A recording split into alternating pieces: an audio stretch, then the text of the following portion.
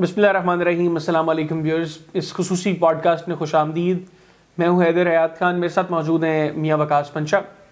हम कोशिश करेंगे कि इस पॉडकास्ट के अंदर आपके साथ मुल्क के सोशल इशूज़ पर, पॉलिटिकल इशूज़ पर, करंट इशूज़ के ऊपर अपना एनालिसिस शेयर करें। और आज जो हमारा पहला टॉपिक है वो डेफिनेटली मुल्की सियासत है, जो बड़ा हॉट टॉपिक है। इंतखाबात हैं। क्या पंजाब और खैबर पख्तूनख्वा में असम्बलियों की तहलील के बाद मुल्क में इंतखाबात होते नज़र आ रहे हैं, जो इन दो सूबों की भी ख़ास तौर पे आइनी रिक्वायरमेंट है कि असम्बली तहलील होने के विदिन 90 डेज़ इलेक्शंस करवाने हैं। सो फार गवर्नर्स डेट नहीं दे रहे, क्या इंतखाबात होंगे, इसके ऊपर बात करेंगे। वकास चूँकि लॉयर भी हैं, तो ये हम मुख्तलिफ इशूज़ के ऊपर जो लीगल ओपिनियन है वो भी इनसे लेते रहेंगे। जी वकास साहब, अस्सलाम वालेकुम। वालेकुम सलाम हैदर भाई, क्या हाल है आपका? ठीक ठाक अल्हम्दुलिल्लाह। वकास साहब, आपको इंतखाबात होते नज़र आ रहे हैं अगले 90 रोज़ में पंजाब और खैबर पख्तूनख्वा में। ये एक बहुत बड़ा इस बात पे सवालिया निशान है, बल्कि सवाल पर भी सवालिया निशान है कि पाकिस्तान में इस वक्त जो फेडरल गवर्नमेंट है वो इस मूड में बिल्कुल भी नहीं है कि वो इंतखाबात की तरफ जाए। वो हर मुमकिन कोशिश करेंगे कि किसी न किसी तरह इन इंतखाबात को अक्टूबर तक खींच लिया जाए। मेरे पंजाब और केपी के बल्कि मैं तो इस बात को भी कह सकता हूँ कि जो बज़ाहरन इस टाइम पाकिस्तान की करंट इकोनॉमिक सिचुएशन है, शायद इंतखाबात अगले साल तक मौखर कर दी जाए। फिर आप पेशावर में भी दहशतगर्दी का इतना बड़ा वाक़या हो गया, इसी तरह के वाक़यात, और उसके ऊपर कुछ लोगों ने ट्वीट भी करने शुरू कर दिए। गरीदा फरूकी साहब ने बिल्कुल ट्वीट भी कर दिया कि हालात इस तरफ जा रहे हैं कि शायद पाकिस्तान में इंतखाबात मुनक्कद ही नहीं हो सके। इसी तरह की चीज़ों को इकट्ठा किया जा रहा है। और जिस टाइम करंट इकोनॉमिक सिचुएशन है, क्योंकि IMF ने पाकिस्तान के ऊपर जो एक सेकंड, ये IMF और ये सारी चीज़ें तो चले बाहर की ना, पहले अंदर की बातें, मुल्क की अपनी बातें कर लेते हैं। मुझे ये बताएं, क्या ये चीज़ें खान साहब के इल्म में नहीं थी जब परवेज इलाही साहब उनको कह रहे थे कि ना करें तहलील असम्बलियाँ? अब तो फिर खान साहब के वो कार्ड्स तो फेल हो गए। मेरे ख्याल में ना खान साहब जो चीज़ सोचते हैं ना, खान साहब ये सोचते हैं कि शायद जो इस टाइम पाकिस्तान में फेडरल गवर्नमेंट जिस पार्टी के, वो इस हद तक नहीं जाएंगे। खान साहब एक अपने तय ना प्रिज्यूम करते हैं चीज़ों को कि शायद चीज़ें हालात इस हद तक बदतर नहीं होंगे। पर जब वो जाहिर सी बात है, अगली भी जमात है, उनके भी तो खान साहब को क्या पॉलिटिकल हिस्ट्री नहीं पता? और ये चीजें खान साहब ने किस तरह नहीं, खान साहब असल में सोचते हैं कि शायद वो चीजें उस तरह अनफोल्ड ना हो जिस तरह हो रही होती हैं। खान साहब हर पार्टी इसका मतलब है कि खान साहब इसका मतलब है कि ठीक नहीं सोचते। खान साहब वो फिर और असम्पशंस पे फैसले कर लेते हैं। ये तो वो चीजें हैं जो परवेज इलाही साहब ओपनली बातें कर रहे थे कि ये सब कुछ होगा बाद में। परवेज इलाही साहब कह रहे थे कि अगर गवर्नमेंट तोड़ी तो 25 मई वाले हालात हो जाएंगे। उनके नहीं हो रहे। फवाद चौधरी साहब हालात तो तरफ जा रहे हैं। जिस तरह फवाद साहब, आप देख लेना कि फवाद साहब एक पाकिस्तान के काबिल एहतराम शहरी हैं। वो उनका एक बैकग्राउंड है, वो तहरीक पाकिस्तान में उनके खानदान ने बढ़ चढ़कर हिस्सा लिया। इसके बावजूद जो उनके साथ हो रहा है उस पर तो हम नहीं कुछ कह सकते। वो तो फिर यही तो वो चीजें थी ना जो परवेज इलाही साहब यही सब कुछ तो फोर्स ही कर रहे थे। पर आप मुझे ये बात बताएं ना हैदर भाई, वैसे इंटरेस्टिंगली उनकी गिरफ्तारी पर परवेज इलाही साहब का रद्द-ए-अमल भी बड़ा अजीब सा था। जो वो एक प्राइवेट टॉक थी, वो मेरे ख्याल से तो आजकल पाकिस्तान में जो इस टाइम रवाज चल रहा है, लेकिन प्राइवेट टॉक से एटलीस्ट पता तो लग गया ना कि वो सोच क्या रहे हैं। नहीं, वो तो पहले दिन से परवेज इलाही मुनासिब नहीं है। नहीं, परवेज इलाही पहले दिन से रिलक्टेंट थे कि वो असेंबली ना तोड़े। लेकिन बाद में ये कहना जी कि पहले गिरफ्तार हो जाता था नहीं हैदर भाई, उन्होंने अपना वादा निभाया। जो कमिटमेंट उन्होंने खान साहब से वोट लेते हुए की, अच्छी बात है, उन्होंने अपनी कमिटमेंट को फुलफिल किया। मैंने आपको शायद कुछ अर्सा पहले एक बात कही थी कि परवेज इलाही साहब इस टाइम मसले में, इस प्रॉब्लम में अपने वो अटके हुए हैं। क्या वो अपना मुस्तकबिल देखें कि अपने बेटे मोनिस इलाही का मुस्तकबिल? तो बार-बार बात ही करते हैं, उनको तो कन्विंस ही मोनिस नहीं किया ना। उन्होंने अपने बेटे का मुस्तकबिल को अपनी कुर्सी पे ज्यादा तरजीह दी। उन्होंने अपना इक़्तिदार कुर्बान किया अपने बेटे की आने वाली सियासत पे। ये अब मसला तो बेसिकली चौधरीज़ की फैमिली में था। हाँ, इसी तरह की वो दोनों भाइयों की सियासत में, जो अब अगली नस्ल है उसके सियासत पे जो इख्तिलाफात है, मसला तो वहां पर पड़ा।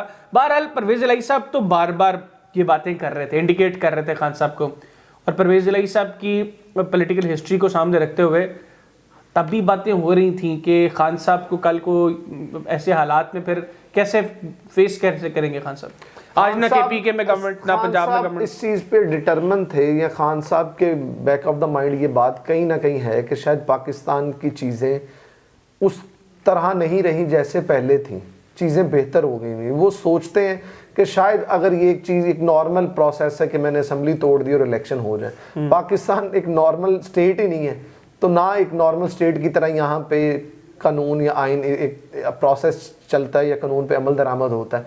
यहाँ पे आप एक चीज़ करते हैं, उसका नया तोड़ निकाल के नया रास्ता ढूंढ लिया जाता है। जिस तरह के फेडरल गवर्नमेंट इस तो इसका मतलब है कि खान साहब ने इसका मतलब है खान साहब जो बार-बार बातें करते थे जी कि मैंने मगरिब को बड़ा देखा है, नहीं खान साहब ने तो मगरिब को देखा, खान साहब ने फिर मगरिब की स्टडी की है, खान साहब मुल्क को नहीं स्टडी कर सके। पाकिस्तान खान साहब ने मगरिब को देखा, मगरिब में रहे हैं, पर पाकिस्तान लेकिन यहाँ को नहीं स्टडी कर सके। पाकिस्तान तो इस टाइम जिस हम सिनेरियो में हैं, जो हालात है पाकिस्तान में, वो मगरिब वाले तो नहीं ना है। मैं यही तो बात कर रहा हूँ ना, खान साहब फिर उसी को स्टडी करते रहे। खान साहब ने यहाँ को नहीं स्टडी किया कि यहाँ पर मैं जो कुछ कर रहा हूँ वो उसका इम्पैक्ट क्या होगा। देखना, खान साहब ने जो स्टडी की है पब्लिक पल्स को, आप मुझे बताएं पाकिस्तान में इस टाइम जितने भी सर्वे कंडक्ट हो रहे हैं, देखें हम खुद सर्वे कर रहे हैं या गवर्नमेंट के, हम खुद सर्वे कर रहे हैं, हम उसमें तो यही है ना कि जी आप इलेक्शन करवा दें। लेकिन मसला ये माहौल इलेक्शंस का, मैं खुद चूंकि हलकों में सर्विस कर रहा हूँ, लाहौर के कई हलकों में मैं जा चुका हूँ, वो सर्विस हमारे ग्लोबल टाइम्स पाकिस्तान पर पड़े भी हुए हैं। अवाम खान साहब को सपोर्ट कर रही है, मैक्सिमम हलकों में पीटीआई का वोटर भी बाहर है। लेकिन यहाँ पर विकास एक मसला है, वो टेम्पो नहीं है इलेक्शंस का हलकों में। वही चीज देखें, अब जब से खान साहब की सिक्योरिटी हटाई गई है, जमान पार्क के बाहर भी जो टेंट्स लगे हैं, वहां पर भी 100-150 अफराद मुश्किल से इकट्ठे होते हैं। 100-150 असल में ना जो खान साहब सोचते हैं, मैं जो मुझे लग रहा है नहीं, ये खान साहब को जो बताया जाता है ना, हालात वैसे भी नहीं, वो जो करंट गवर्नमेंट सोचती है ना, 17 जुलाई से पहले भी ऐसे ही सोचा था कि खान साहब के जलसे बहुत छोटे हो रहे हैं, कहाँ देहाती सीट्स हैं, कुछ भी नहीं होगा हम। लेकिन अब करंट गवर्नमेंट 17 जुलाई के एक्सपीरियंस से गुजर चुकी है। अब फिर देख, जब आपने जो बात की है कि जी खान साहब के घर के बाहर जो लगा हुआ टेंट, वहाँ पे 100 बंदे रह गए, तो ये गवर्नमेंट भी तो सोच रहे हैं इनके 100 ही रह गए, खान साहब के पास कुछ नहीं है, खान साहब इसीलिए घर में बैठे हैं बार-बार। मैं ये बात कर रहा हूं, लेकिन हलकों में खान साहब पॉपुलर हैं। नहीं, हलकों में खान साहब पॉपुलर हैं। मेरी आज मुझे हैदर भाई एक आपने चीज बतानी है, पाकिस्तानी कौम एक ऐसी, मतलब मैं भी उसमें शामिल हूँ, आप भी उसमें शामिल हैं, हम ना चीज़ों को इतनी जल्दी ना महसूस नहीं करते। हम वो कौम है कि जिसकी घंटे के बाद लाइट आ जाए ना तो वो खुश होती है, कि वो ये नहीं सोचती कि घंटा लाइट क्यों गई है, इसके पीछे कौन से ऐसे अवामिल थे जो लाइट नहीं आई, वो ये सोचती कि अल्लाह ताला का शुक्र अदा करती कि घंटे के बाद लाइट आ गई। तो साबिर शाकिर कौम है ना यार, साबिर शाकिर कौम है कह सकते हैं आप। असल में अगर आप ये जब तक इलेक्शन कॉल नहीं ना होगा तब तक इतना माहौल ही नहीं बनना, क्योंकि पाकिस्तानी अवाम को उस तरफ लाने, सीधी सी बात है जी, पाकिस्तान की मेरे ख्याल से टोटल इकोनॉमी का ज्यादातर कैपिटलिज्म की वजह से, मैं यही तो बात कर रहा हूं, लोगों को माहौल तब बनना है जब इलेक्शंस अनाउंस होंगे। नहीं तो वो नहीं, इलेक्शंस अनाउंस नहीं हुए ना। खान साहब कहते हैं, खान साहब थोड़ा सा बैकग्राउंड में चलते हैं, खान साहब ने कहा जी कि हम लोग नेशनल असेंबली से बाहर आ गए, मुल्क में इलेक्शंस होने चाहिए। इसी तरह उन्होंने कहा जी हम पंजाब और केपी की असम्बलियां तहलील कर रहे हैं ताकि प्रेशर पड़े और पूरे मुल्क में इंतखाबात हों। फिर असम्बलियां तहलील करने से पहले इन्होंने कह दिया कि मुझे नजर नहीं आ रहा कि मुल्क में इंतखाबात होंगे। असम्बलियां तहलील कर दी, फिर कहा हम पार्लियामेंट में वापस जा रहे हैं। वहां पर उन्होंने मरहलावार इस्तीफे कबूल कर लिए। अब उन्होंने 33 हलकों का जो है वो शेड्यूल भी जारी कर दिया है।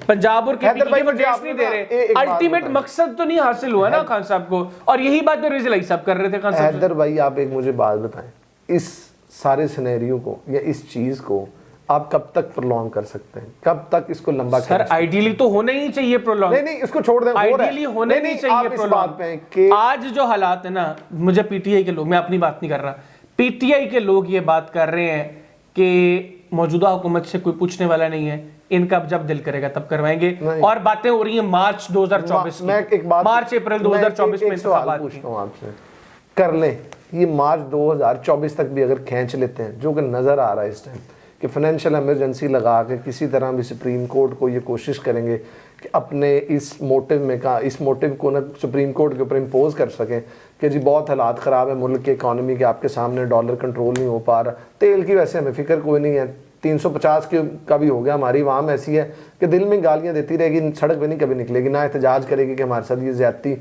ये जुल्म हो क्यों रहा है। हम इस तरह के लोग हैं बज़ारन कौम।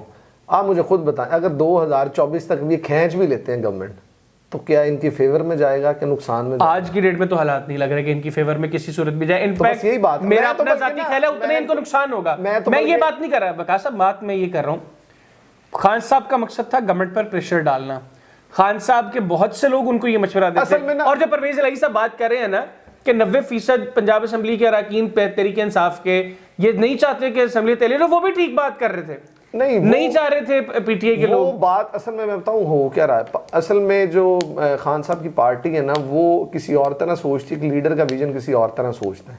वो डेफिनेटली लोग हल्कों का सोचते हैं, वो एक कि बड़े मेरे हल्के में पॉलिटिक्स क्या होगी। वो खान साहब जरा ब्रॉडर पर्सपेक्टिव में बात को सोचते हैं। एक बात बताएं ना, पाकिस्तान का अलमिया हैदर भाई, कि पाकिस्तान के जो पार्लियामेंटेरियंस हैं वो गवर्नमेंट में आते हैं, वो इसलिए थोड़ी आते हैं कि रिफॉर्म्स होंगे, वो तो मोहल्ले की गली, मोहल्ले का नाला, मोहल्ले की सड़क बनवाने आते हैं।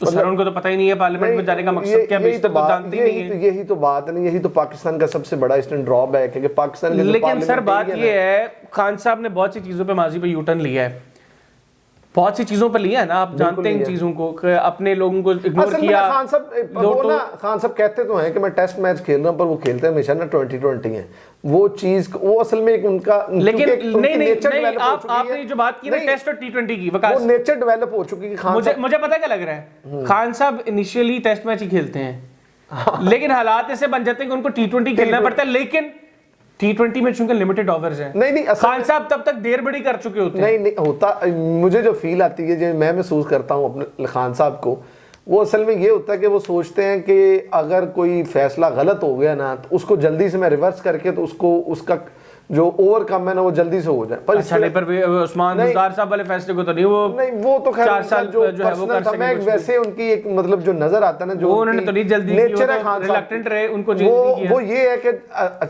पॉलिटिक्स में ये चीजों का जो रिजल्ट होता है ना वो बहुत लेट आता है और टाइम से आता है, एक टाइम गेम पीरियड होता है। खान साहब समझते हैं मेरे ख्याल से बैक ऑफ द माइंड कि आज अगर ये फैसला गलत होगा ना तो कल उसको रिवर्स करके तो दूसरा करने रिजल्ट आ जाएगा, उस तरह होता नहीं है।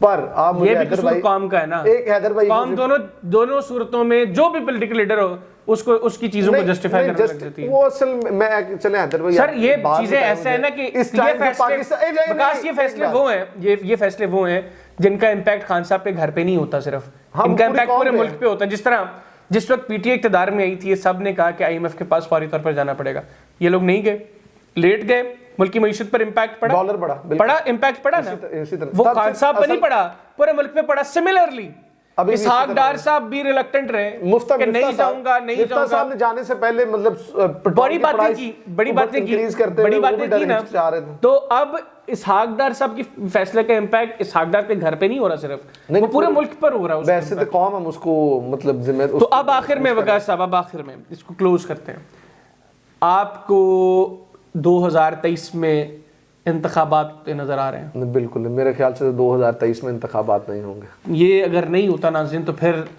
एक मुल्क के अंदर वाक़ई एक आईनी बहरान होगा, क्योंकि आइन की कॉन्स्टिट्यूशन ये कहता है कि विद इन 90 डेज इलेक्शंस करवाने हैं। अब हालात बन गए हैं या बनाया जा रहा है, ये फैसला हम आप पे छोड़ते हैं। मुझे और वकास को इजाज़त दीजिए, अल्लाह हाफ़िज़।